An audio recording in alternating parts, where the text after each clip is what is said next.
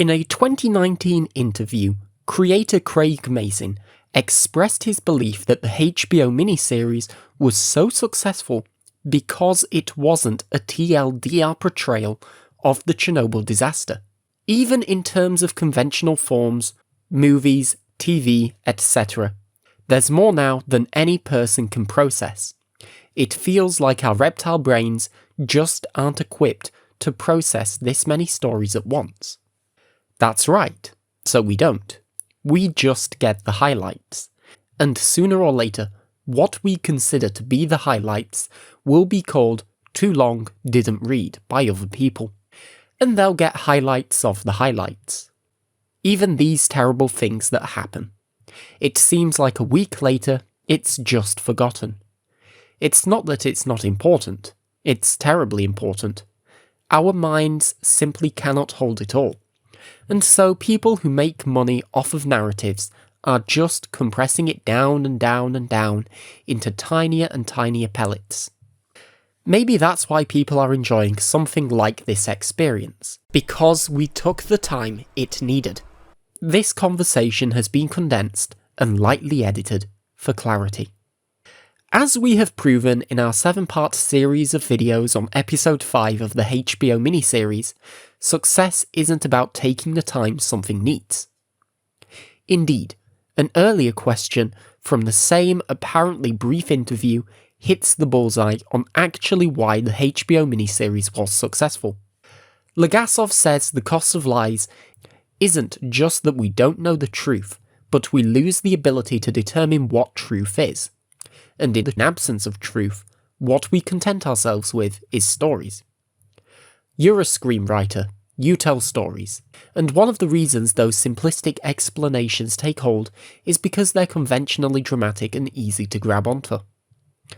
How do you not fall into the same trap yourself? Mazin not only fell into the success trap, but is all too happy to wallow in it. There is a never-ending stream of people who tell us that we simply don't understand the miniseries.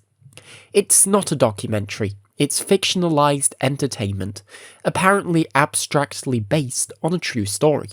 Its point isn't to inform you or to capture any reliable historical truth. Its point is to spin a drama off the disaster, because watching people suffer, die, and fail on an epic scale is just plain fun. There are also viewers whose takeaway is that the miniseries is actually correct in blaming the Soviet system, and what it gets wrong is defined in extremely tiny degrees. Contrast these reactions to people losing their minds over Amazon's Ring of Power series deviating, in real and perceived ways, from its source material. That series is based on the true story of the 3 rings of influence and control for the elves, 7 for the dwarven kings, 9 for men, and apparently none for women, which is appalling, and the one master ring to rule them all for the Dark Lord Sauron, who as always is the gravest threat to geopolitical stability. We have tackled these popular perspectives by bringing up a couple articles featuring the words of the HBO Chernobyl miniseries creator as to his intentions. And of course we delve into how the reality of Chernobyl contrasts with what is often decades-old Soviet propaganda. Yes, you heard that right. Soviet propaganda.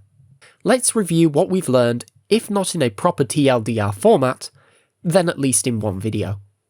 We start with the intentions of the creator of the miniseries, Craig Mazin. For the love of God, please learn that when the creator of a thing states his intentions, that is what his creation was indeed intended to be.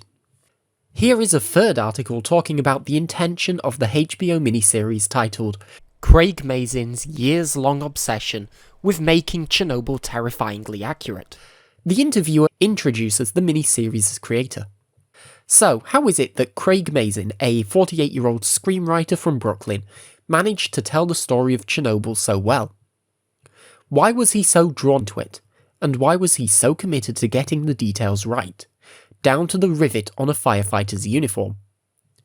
These questions are, I imagine, on a number of Chernobyl viewers' minds. They have been on mine since his name flashed across the screen at the end of the first episode. I called Mazin to get answers. Ahead of Chernobyl's finale on Monday, we spoke about his obsession with accuracy, the unbelievable lengths he went to achieve it, and the importance of telling the truth in a story about lies. Presumably the truth Mazin would be telling in a story about lies would not be about the rivet on a firefighter's uniform. Mazin has a relatable story for people of age.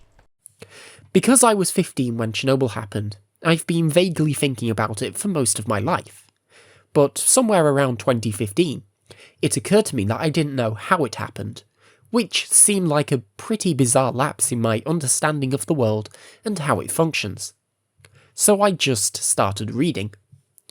I honestly just wanted to know, from a scientific point of view, what exactly went wrong that night, and what I discovered as I kept reading was something that was shocking and remarkable, and kept coming at you.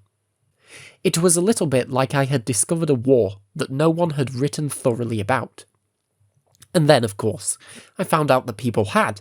It's just that it hadn't crossed over into everyone's consciousness. And I became obsessed.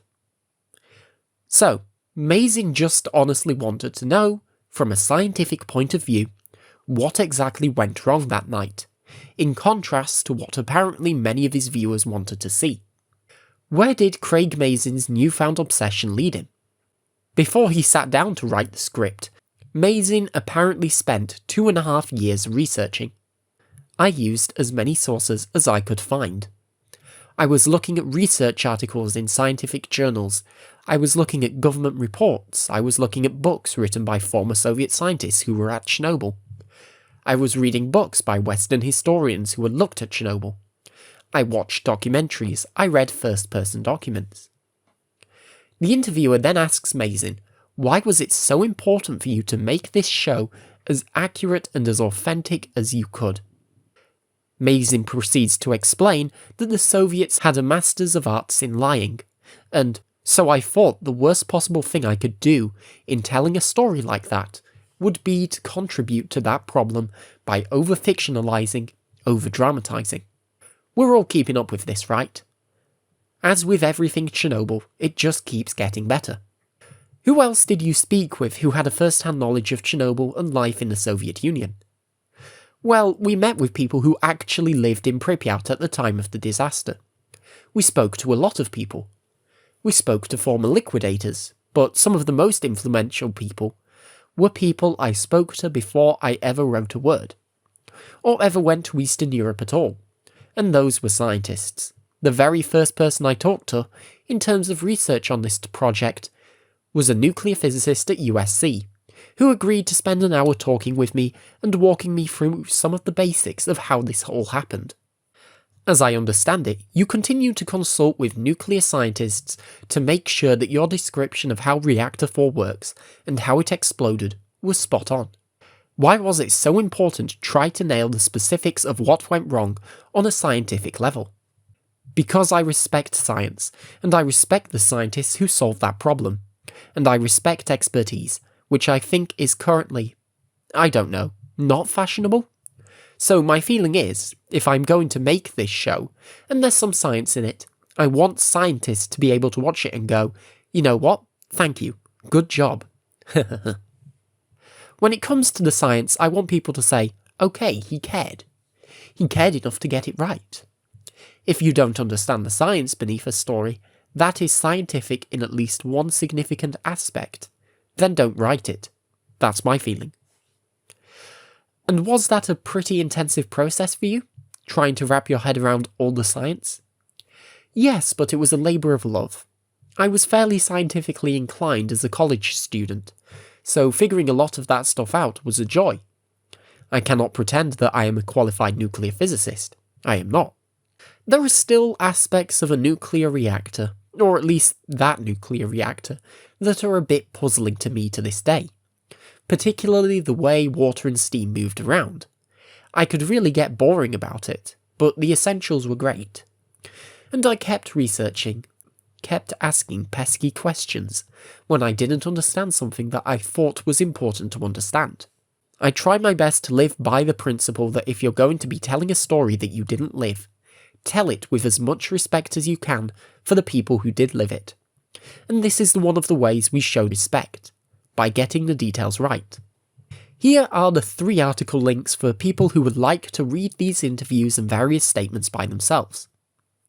In part 1 of How HBO Chernobyl Got It Wrong, our focus being on the illuminating 5th episode of the miniseries, we mentioned that a very bad influence on the veracity of the account was the book Chernobyl Notebook, aka The Truth About Chernobyl, written by Grigory Medvedev, which Craig Mazin evidently relied on.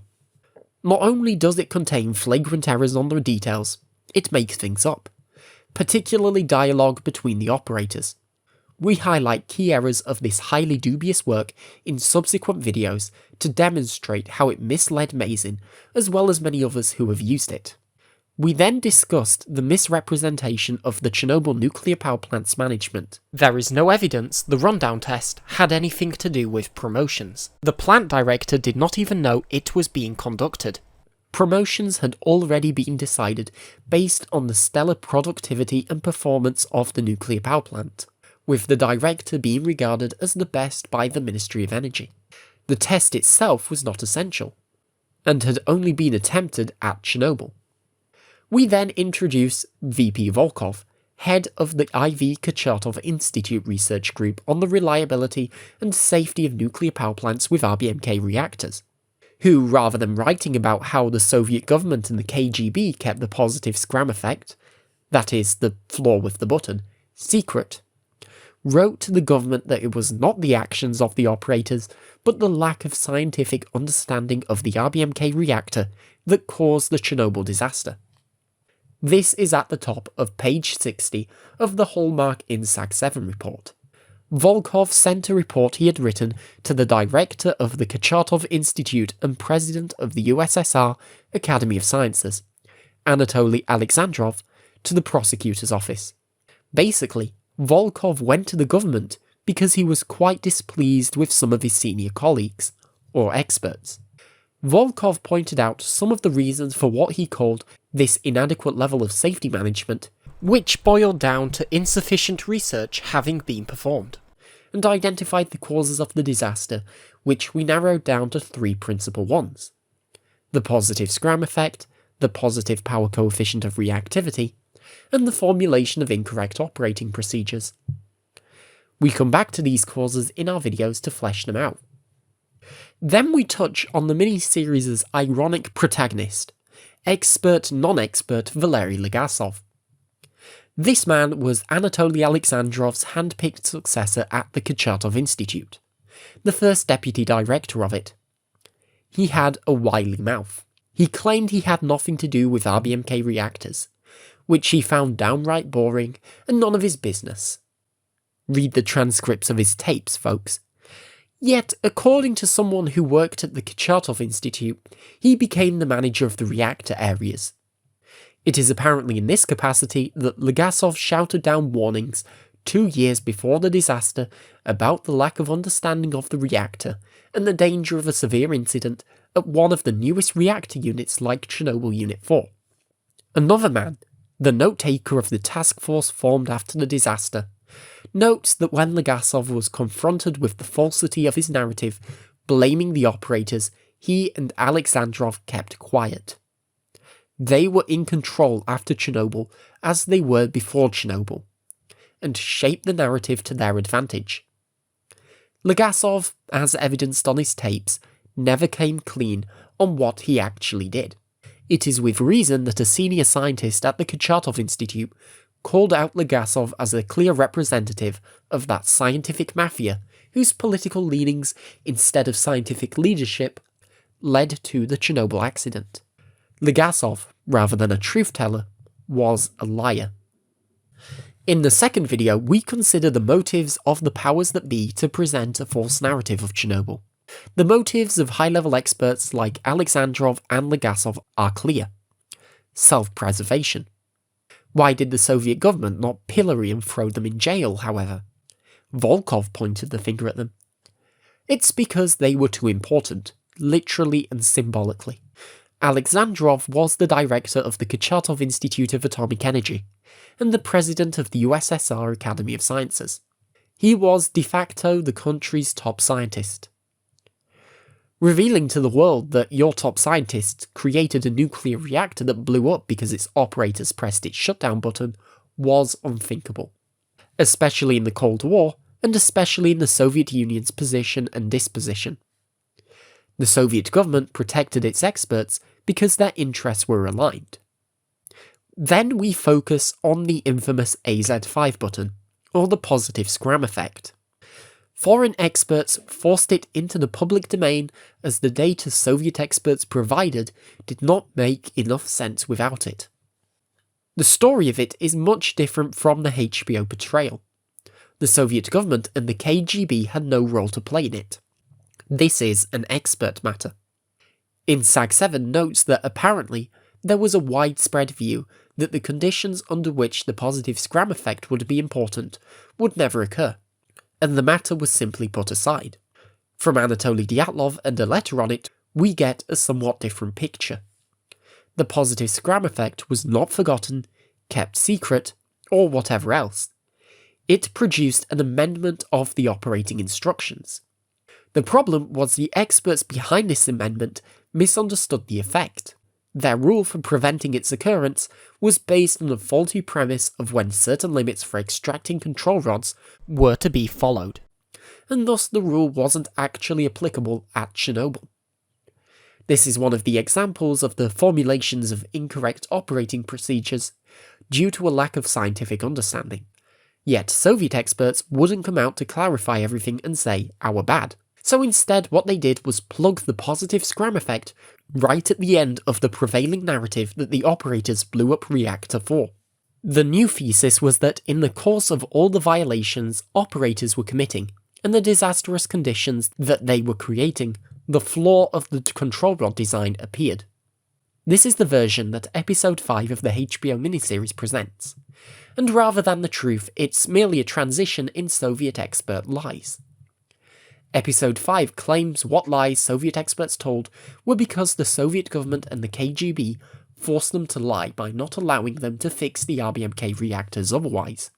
Except in reality, Soviet experts quickly announced the measures to prevent a reoccurrence of Chernobyl, and by the time of the Vienna meeting 4 months after the disaster, rather than the full year, when the made-up courtroom scene happens in the miniseries, or the multiple years according to the end of Episode 5 it took after Legasov's death, RBMK reactors were already being modified.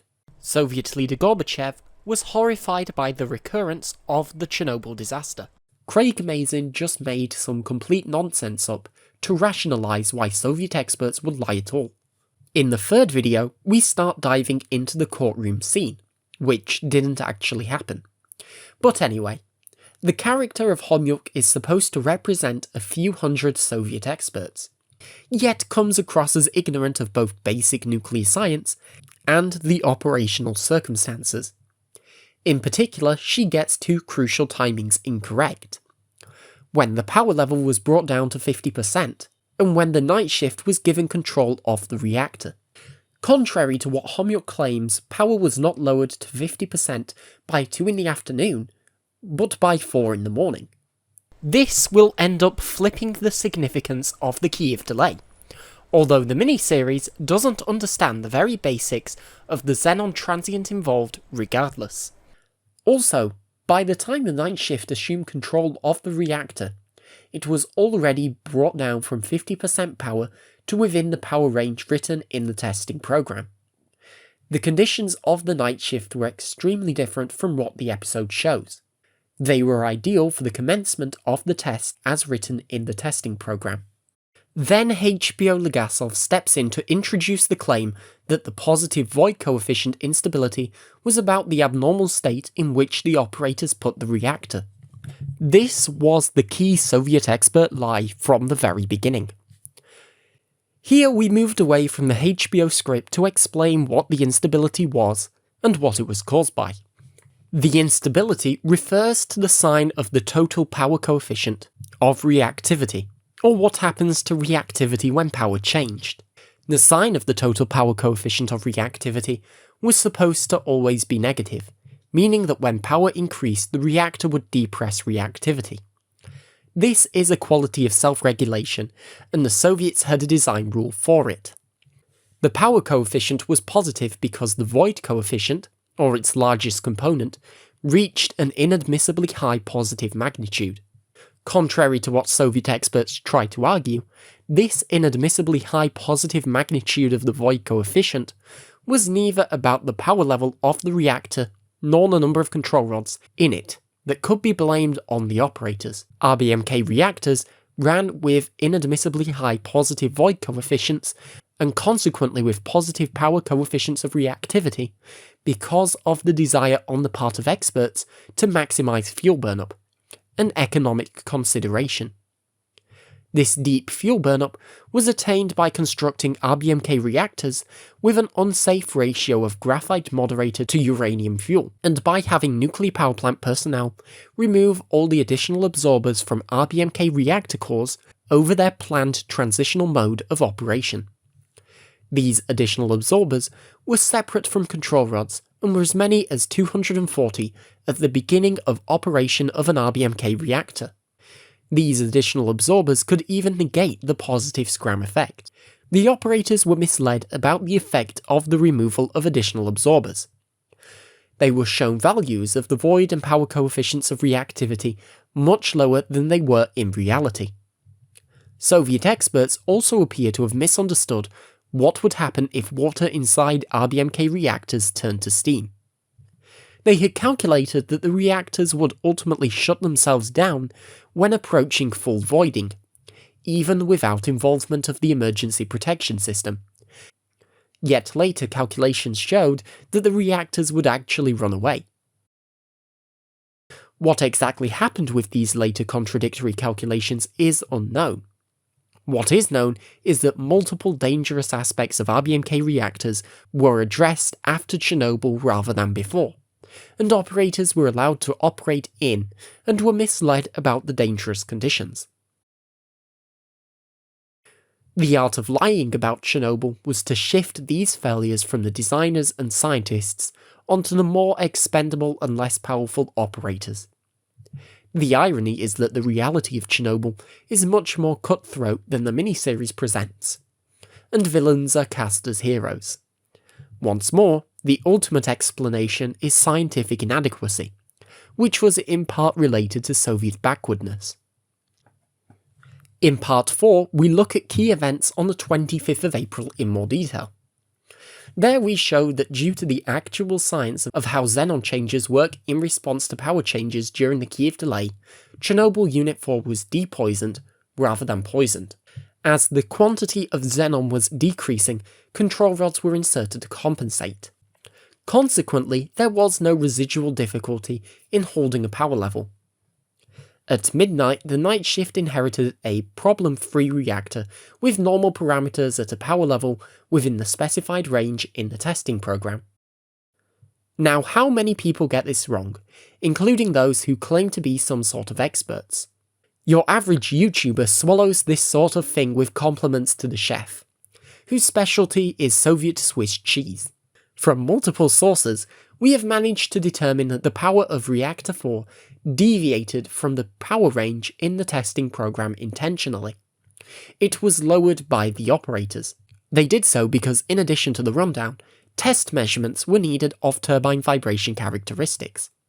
There was a problem with the turbine of Unit 4 requiring a solution that brought a special red Mercedes truck to the Chernobyl nuclear power plant, carrying rare equipment in the Soviet Union. This mobile laboratory was very busy, and its visit further increased the priority of conducting the experiments. Completing both of the programs required for the turbine to be disconnected, while the reactor kept running. This could only happen by disabling an automatic trip of the reactor when both turbines were disconnected, the other turbine having already been disconnected. The operating procedures allowed the disabling of this trip when the load on the turbine was low, which the operators could achieve by lowering the power of the reactor. A report evaluating their actions deemed deviating from the power range in the rundown testing program the correct decision in the interest of reactor stability. The topic of why reactor power continued to be reduced past 5 minutes past midnight and 720 megawatts is disregarded, and even entirely unmentioned in public reports on Chernobyl.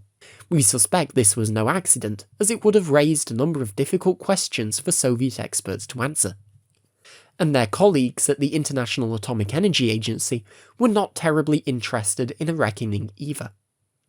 Nuclear power experts in general were quite content to condemn the operators without context. According to Deputy Chief Engineer of the Chernobyl nuclear power plant, Anatoly Dyatlov, he put the 700 megawatt power figure in the testing program himself, and it had nothing to do with what was needed for the test, or for the test to be conducted safely and effectively. Soviet experts seized upon this power figure being present in the testing program, stripped it of context, and initially even presented it as the most important restriction in normal operating procedures, as they lied that under 700 megawatts the power coefficient of reactivity turned positive. There was no such restriction in normal operating procedures, and the power coefficient of reactivity was found to be positive at power levels greater than 1600 megawatts. When Craig Mazin stated that the Soviets were masters of weaponized narration, he didn't appreciate the meaning of his own words. The Soviets were such masters of weaponized narration that they were working Mazin over the whole time, from 30 years in the past and after their own demise. In Part 5, we split our focus between yet another key error and a consideration of symbolism. When the unplanned power drop did occur at around 500 megawatts, what to do subsequently depended on what instruments showed and what the operating procedures were. The HBO miniseries tried parroting Grigory Medvedev's half-nonsense and turned it into complete nonsense. The fact of the matter was, if power fell to 30 megawatts as the miniseries showed, the operators were authorized to then raise it. Craig Mazin showed such an inability to deal with details that he couldn't even get the Mickey Mouse statue right. His inept Soviet imitation of Mickey Mouse turned out to have been an inept imitation of the actual Soviet Mickey Mouse statue. The actual statue looks just fine, whereas the freak show the miniseries showed and Craig Mazin kept in his office as a trophy was a distortion. In our opinion, therefore, as opposed to being a symbol of how much the Soviet Union sucked, it became a symbol of how much the miniseries sucked, getting beyond the undeniable entertainment value of it, which only increases when you know actual details as opposed to whatever the hell nuclear scientists from USC would tell you. In Part 6, we point out that a power surge of hundreds of megawatts occurred after the pressing of the AZ5 button, not before. A power surge independent of the AZ5 button was the early Soviet expert narrative, before the positive scram effect was disclosed.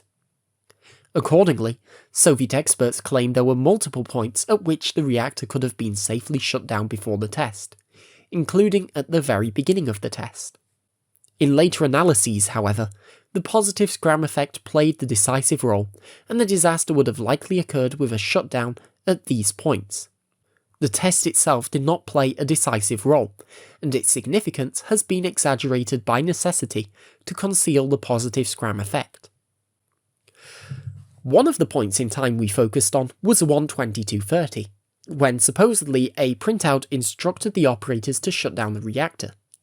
The control room personnel never received such a printout. A printout would have been present in the Scala computer room 40 to 50 meters away. A printout did not contain a calculation of the operating reactivity margin expressed in number of control rods in the core, and therefore there was no such thing as a recommendation to shut the reactor down. The ORM calculation was made after the disaster at another nuclear power plant. As per comments from some of our viewers, if a printout was made on magnetic tape as stated multiple times in INSAG 7, then it wouldn't have even been readable by people.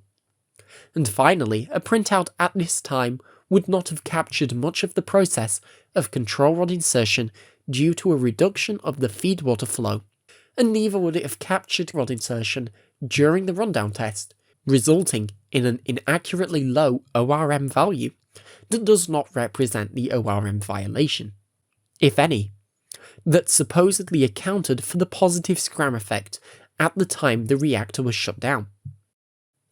The printout that did actually exist, being brought to the control room by a man from the Scala computer room after 1 AM on the 26th of April 1986, is something you wouldn't know existed if you're reading all the stuff Craig Mazin was reading, which he and many others didn't and still don't understand to begin with. That right there is Soviet irony. The Soviet printout paradox. One virtually non-existent printout existed, while another actual printout did not. While the virtually non-existent printout existing supposedly told the operators to blow up the reactor a minute earlier, the actual printout that is not spoken or written of by all indications informed the operators that the ORM was above the minimum permitted value. In the final 7th part of our review, we bifurcate from a line Craig Mazin found in Grigory Medvedev's book. We did everything right. Mazin even brings it up in his Vice interview. Mazin seems unburdened by the clear cognitive dissonance between his presentation of the operators, albeit under the direction of Dyatlov, breaking every rule there was, and Akimov saying, "We did everything right." Obviously they didn't do everything right, in what episode 5 shows. When you look at the instances of Akimov claiming operators did everything right in Medvedev's book, it's apparent he actually believed it.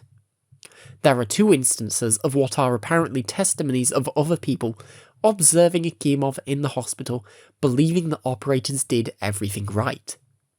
Akimov explicitly neither blames anyone nor recalls abnormal parameters. He thought everything went just fine, and was bewildered by the disaster. Why? Because Akimov lived through the actual disaster, but not through the lies of Soviet experts blaming the operators for it. Soviet experts deliberately twisted Chernobyl. This is immortalized in the Soviet expert thesis on what caused Chernobyl found on pages 22 and 23 of their report to the Vienna meeting. Something that flew over Craig Mazin's head. It is this formal argument against the operators, rather than the crap the HBO miniseries presents, that serve to portray them as responsible. Yet each and every item on the table of violations, including the disabling of automatic protection systems, is refutable. This fiasco was not compiled by accident. Soviet experts knew what they were doing. They would never honestly get so many things so wrong. They got them wrong to scapegoat the operators and make them bear the burden of blame. The Soviet government actively protected Soviet experts in not only allowing them to control the narrative, but in apparently instructing the KGB to keep the actual causes of Chernobyl secret. As usual, the miniseries manages to get something significant not only wrong, but diametrically wrong. That is the cost of lies. Some of our viewers have requested a TLDR on what actually happened at Chernobyl. The reality is much less dramatic. Early on the 25th of April, the power level of Chernobyl Unit 4 was lowered to 50%, where it was kept for about 19 hours. Several hours were spent on measuring turbine vibration characteristics, but the program was not completed. There are a couple of indications that the program was not planned to be completed with both turbo generators connected, and steam production being consumed by the free turbine not being tested. This is actually quite fascinating, as it complicates intentions, but we'll leave it be. The Kiev delay begins at 2 in the afternoon. Due to how the presence of xenon in a reactor core changes over a power hold, subsequent to a reduction lasting nearly 20 hours, the Kiev delay actually depoisoned the reactor core, leading to the insertion of more control rods into it. This significantly improved the ORM parameter, leaving operators with much more room to finish the tasks. When power reduction resumed after 11 PM, there was no ongoing accumulation of xenon exerting downward pressure on the power. For the arrival of the night shift at midnight, the reactor was brought down to a power level well within the power range in the testing program, either at 760 or 740 megawatts, due to the reactor having to be run with both turbines disconnected The only reason for this being that both the remaining vibration measurements and the rundown test on the working turbine required it to be disconnected, with the other turbine having already been disconnected earlier in the day, the operators decided to deviate from the power range in the testing program and to reduce the power further. The testing program was a local product, and there were no restrictions on operation under 700 megawatts. So the operators made an adjustment to fit in the completion of both of their remaining tasks. There was apparently a disagreement over this, but one that was apparently quickly resolved, and not over the violation of any rules. During the further power reduction, the power level was accidentally dropped to around 30 megawatts.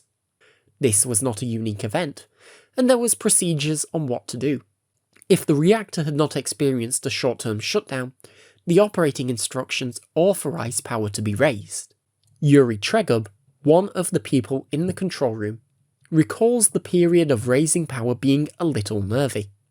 Our reading indicates, per a description of Nikolai Steinberg's in the book Chernobyl Past, Present and Future, and in knowing what happened at Leningrad nuclear power plant in 1975, nerviness here would be related to RBMK reactors experiencing hotspots or areas of excessive power during power raises.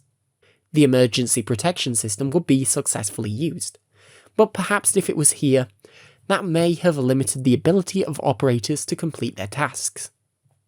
Tregub reports that as soon as power was stabilised at 200 megawatts, the atmosphere in the control room relaxed. He reports that there was no pre-accident dread or fuss like the fraught scene portrayed in the HBO miniseries. It was work as usual.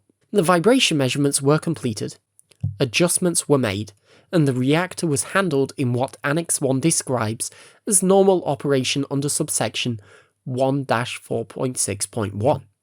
Period of normal operation and preparations for the tests. 2 main extra circulation pumps were connected to the reactor core to ensure cooling during the rundown of half of the pumps. It appears operators were never aware that the operating reactivity margin fell under 15 rods. Furthermore, a drop under 15 rods may have been transient and resolved by the time the AZ5 button was pressed. Even furthermore, RBMK reactors were not unusually operated in violation of this lower limit, as per example the description of the morning shift supervisor Igor Kazachkov. Yet Chernobyl Unit 4 was doomed whether the button was pressed at 1:22:30, 1:23:04, or 1:23:40. We do not know exactly under what circumstances the button was pressed. There are multiple indications it was pressed merely to shut down the reactor at the end of the test. So, why did Chernobyl explode? In our opinion, the answer doesn't lie in an extremely improbable combination of circumstances that came together for the first time on April 26, 1986. We highlight this note on page 77 of INSAC 7. The operating procedures permitted operating conditions similar to those prevailing at Chernobyl Unit 4 on the 26th of April 1986, and they might have occurred without any intervention on the part of the personnel. We only need to assume a perfectly possible situation in which triggering of EPS-3 when the reactor is operating initially at a rated power with an ORM of 26 manual control rods. Under these conditions, approximately 1 hour after triggering of EPS-3, the ORM could have fallen to less than 15 manual control rods, at a reactor power of 200 to 300 megawatts thermal, and any further action, whether automatic or remote, to shut down the reactor could have led to a similar repetition of the events of 26 April 1986. We believe Chernobyl exploded because the parameters of the control rods were not constant throughout the about 11-year history of RBMK reactor operation up to the disaster. The graphite displacers of the control rods were reduced in length in proximity to the Chernobyl disaster, in an area with greater neutron flux and thus more sensitivity. The neutron-absorbing water columns at the bottom of the reactor under the graphite displacers were consequently enlarged. We believe this is why the end of 1983, 8 years after the first RBMK-1000 entered operation, was when INSAG 7 states the positive scram effect was experimentally discovered, and subsequently Nikiet and the Kurchatov Institute kicked into gear to try to account for it. This experimental discovery is claimed to have occurred at Chernobyl Unit 4 and Ignalina Unit 1, the newest RBMK reactors that were being started up. We believe it was at these reactors the modified control rods were implemented, and 2 to 2.5 years into operation, as the additional absorbers were removed and the coefficients of reactivity were at their worst, a runaway reaction triggered by the positive scram effect occurred, exactly when you would expect it. There are some possibilities for variation, but we believe the key to the Chernobyl disaster was the modification of the control rod design. The Soviet government and the KGB didn't mastermind this design change, nor is there any suggestion of them for some reason deciding to start playing nuclear scientists with a loaded gun to their own temples. Why does this matter, in particular in the context of an HBO miniseries? Who cares about history, getting details right, trying to remember history as it might have actually happened? We might as well treat it as entertainment. It doesn't produce anything of actual note as a field of study. And do people not read it or watch it functionally to basically waste their time? There's no product that comes out of it, no work process. It's like IRL entertainment basically. We do it for fun, because it's interesting. But it carries lessons for those who can see through it. The scientific recklessness of the Soviet Union and the lies it told to cover up the real causes of Chernobyl undermined nuclear power globally. Global warming probably wouldn't be as big of a problem as it is today without this disaster and its misconception.